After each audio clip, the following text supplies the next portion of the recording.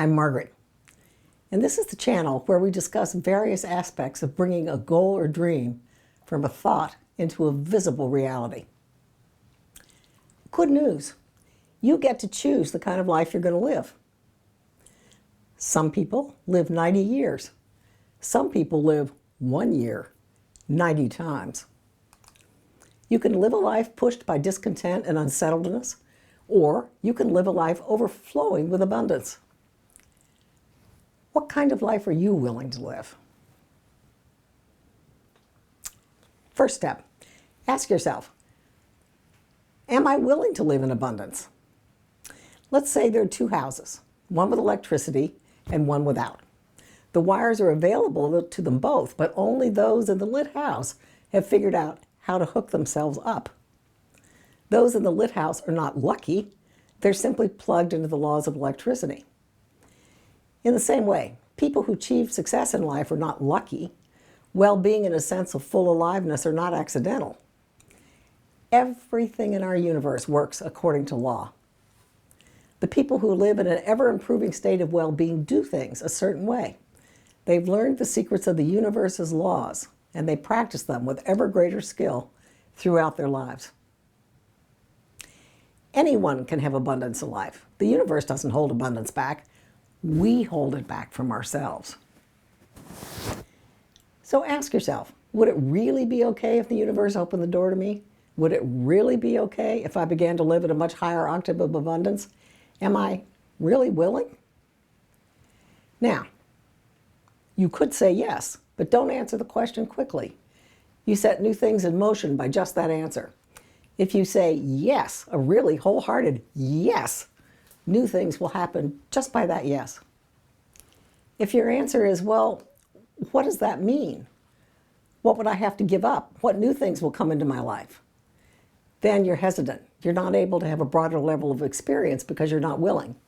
But if you say, I really want to live in harmony, I really want to live in the abundance of the universe, then your life will begin to grow in that direction. So step 3, grasp your set point. Somewhere in your belief system, you have a set point for how much abundance you believe you can have. If you want to know what that set point is, look at your life. We create the lives we believe we ought to have. A certain amount of love, a certain amount of money, a certain amount of happiness. These beliefs may not be conscious, but they're there, controlling our level of abundance in all of those different areas.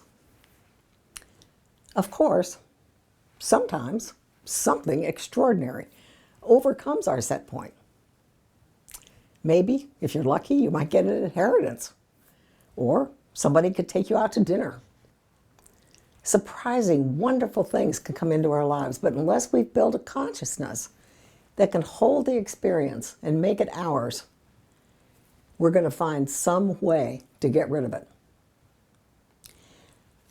Did you know that over 90% of the lottery winners return to their original incomes within 3 years of winning the lottery? Somehow they spend money, give money away, buy things that lose value, until they have no winnings left and have returned to their set point. To really win the lottery, you have to build a consciousness that attracts and accepts and stabilizes abundance. The universe doesn't set the set point. The set point is marked according to our own thinking.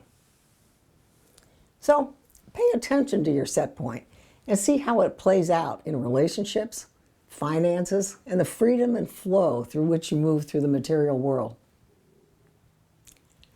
Allow subconscious beliefs and attitudes to surface so you can look at them and decide whether they're true or just an old belief that needs to be replaced. Let's just take a money example. What if you did earn a lot of money? How would you feel about that or think about that? Would you be thinking, that's selfish? Money corrupts those who have it. A rich man can't get into heaven.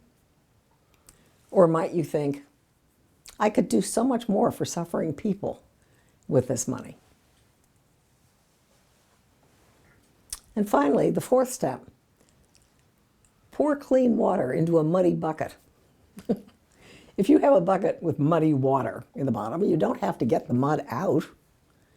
You just need to pour in clear water.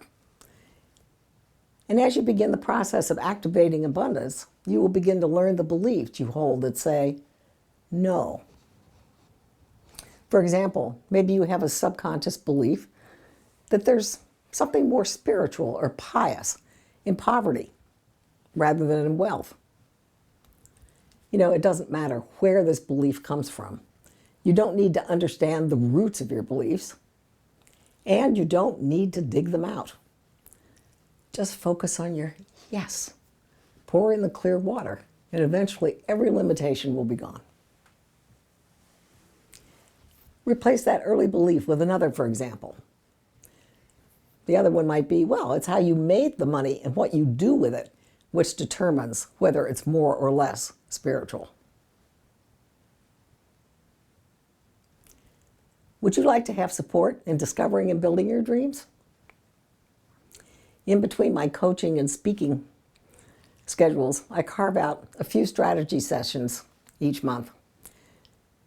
If you'd like a complimentary strategy session, it has a value of $250. To find a time, go to www.margaretblaine.coach/strategy. We'll have an hour together, and during that time, we're going to look at where you are now, where you want to go, and the next best step to getting there. So I hope I'll see you soon.